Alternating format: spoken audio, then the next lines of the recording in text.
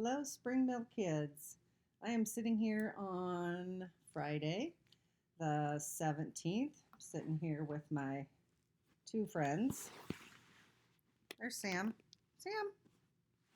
He's not looking. There he goes. Say hi, everybody. Here's Luna.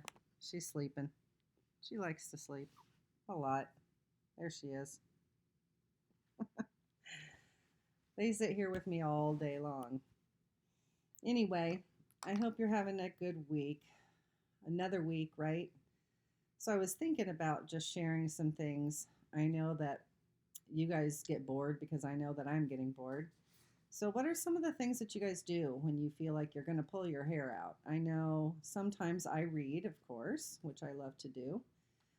Sometimes I go outside, and if it's nice, I take a walk. And if it's not so nice, I sometimes just sit on my front porch step and just kind of get some fresh air and look at how the trees are getting greener and some of the flowers are blooming. It makes me feel good.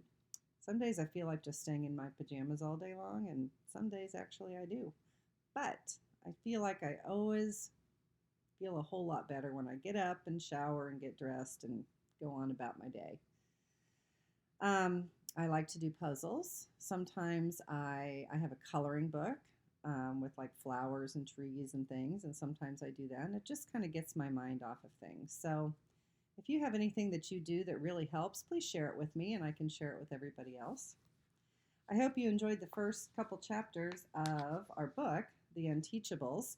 I'm going to read chapter 3 today. Um, so sit back and enjoy. This one is called Parker Elias. Remember, he was the kid who drove the truck into school. I love the sound of the pickup. I love the sound the pickup truck makes when the motor roars to life. It's even cooler now with that little muffler problem, but that'll only last until Mom and Dad save up the money to get it fixed. Even without the extra noise, though, it's still awesome. I looked down at the start button. That's what I saw the first time anyway, and now I know what it really says. So that's what he saw the first time. Oops. And this is what he knows that it really says. Whoops, now. It's hard to figure out which way to put my book. That's what reading is for me. I see all the letters, but they're kind of like a mishmash.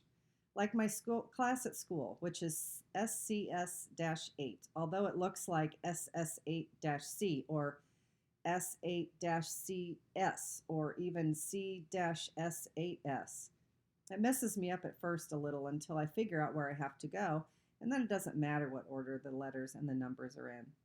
The pickup jounces over the packed dirt at the driveway before bumping onto the paved road where our property ends. Our farm is right outside town, so I haven't gone very far when a police car pulls up behind me. The cop gives me a thorough once-over with his eyes. I'm used to it.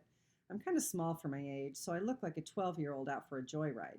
I thought that new girl's eyes would pop out of her head when I jumped down from the pickup on the first day of school. Or maybe that's the expression she gives to everybody who knocks her book bag halfway to the moon.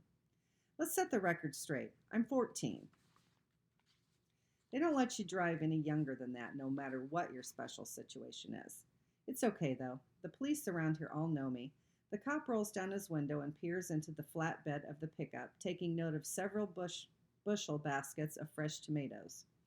You're just taking those over to the farmer's market, right, Parker? He calls. Right, officer. And straight to school after that? I shake my head. First, I have to pick up Grams. The cop frowns. Grams?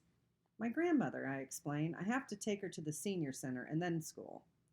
That's why I have a driver's license in 8th grade. It's a provisional license, although to me it looks like more like Ravel Snoopy Salonza. I'm allowed to drive the pickup so long as it's for farm business or for Grams, who's pretty old and sometimes kind of confused, no offense. My folks both work crazy hours on the farm, so I'm the only one who's free to pick her up at the apartment and take her to the center, where she hangs out all day. And then I drive to school, and after school, I pick her up and take her back to our house for dinner. She doesn't live with us, though. She refuses to give up her own place. My independence, she calls it. The law says I can do all this because running a farm is considered a hardship. That's pretty stupid, because We actually prefer living outside the city and having tons of open space where everybody else is stuck on a little postage stamp of grass. Plus, we don't have livestock, so we don't have to do any of the really gross farm things like sticking your arm in the butt of a sick cow. I've only seen that on TV, but hard pass. I drop off the tomatoes at the market, watching the clock impatiently while Mr. Sardo weighs everything to the millionth of an ounce, and then straight to Graham's. She's waiting for me in the lobby of her apartment building, but she's wearing a winter coat, and it's like 80 degrees out. So I have to go park, and we go upstairs to put away the coat. By the time I return from the closet, she's in the kitchen, warming up leftover meatloaf for me. But Grams, I'm going to be late for school. Breakfast is the most important meal of the day, kiddo. I used to like it when she called me kiddo, but now I'm pretty sure it's because she can't remember my name. It bums me out. To be fair, she called me kiddo before she forgot my name, too. The difference is, now it's the only thing she calls me. I already had breakfast, I tell her. You want mashed potatoes with that? She asks. It won't take long. No, thanks. This is fine. Obviously, I eat the meatloaf. It's actually pretty good. Grams can still cook, even though she's forgotten most other things. She's been knitting me a sweater for the past 3 years that she can't seem to finish. I've gotten a lot bigger in that time, but it's okay, because so has the sweater. It's draped over the back of the couch, a mass of drop stitches, hanging strands, and random colors. It looks like a giant psychedelic wool amoeba.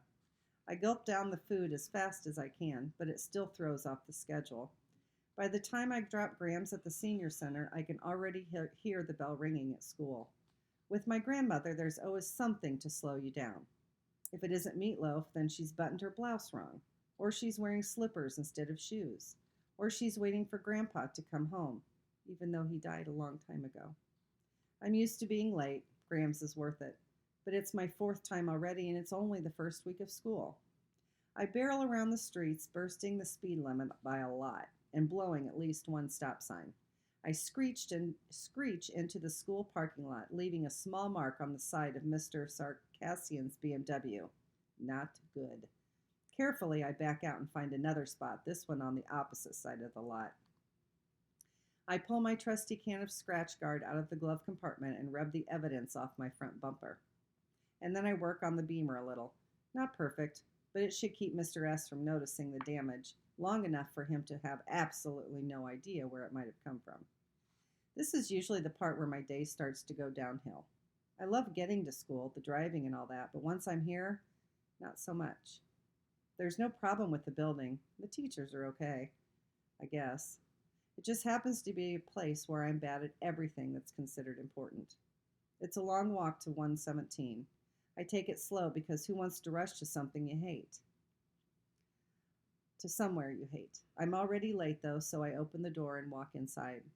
Before I know it, my feet slide out from under me and wham! I'm flat on my back on the floor. It gets a big laugh and scattered applause from the 6 kids who are already there. The only person who doesn't react is our teacher, Mr. Kermit. He never lifts his face from the New York Times crossword puzzle, except occasionally to sip from a humongous coffee cup. And that's not just today. He's like that all the time. Yesterday, when Barnstrom chucked one of his crutches and shattered the globe, the teacher didn't so much as flinch, not even when the Horn of Africa bounced off the side of his head. You could probably set off an atomic bomb on his desk and he'd never notice. I scrambled up, but when I turn back to the doorway to see what tripped me, I go down again. On my face this time. I can smell the floor and taste it a little. There's butter all over it. Who greased the floor? I howl. The kids laugh louder, enough to penetrate the cone of silence and capture Mr. Kermit's attention. He glances up, sees me flopping like a fish out of water, and quickly goes back to his puzzle. If he's not the worst teacher in the world, he's definitely bottom 5. Most embarrassing of all, Kiana has to rescue me. She's the girl whose backpack I hit with the truck. She hauls me far enough from the buttered area that I can stand upright again. My shoes are still a little slippery, but at least I can walk to my desk. Kiana turns to the rest of the class. Who did that? Raheem, who's fast asleep, lifts his head off the desk and looks around like a deer in the headlights. Did what? Let it go, I murmur, red-faced. Why should you, she demands. Somebody buttered the doorway. Mr. Kermit's not going to stand for that. An absent-minded, comes from the direction of the teacher's desk. Shh! I drag my broken body into my chair. Who's the mystery prankster who almost put me in intensive care? Plenty of possibilities in that class. Barnstorm, the injured sports star. He gets away with everything. At least he did until they put him in SCS-8. Aldo, the jerk who flies off the handle every time the wind blows. Elaine, I sneak a look over my shoulder at the scariest girl in the 8th grade. Oh, please don't let it be her. Elaine rhymes with pain. I'll probably never find out who buttered the floor. If it was Elaine, I don't want to. When I glance up, Mr. Kermit is standing in front of me. At first, I'm flattered that he's come over to make sure that I don't have a concussion.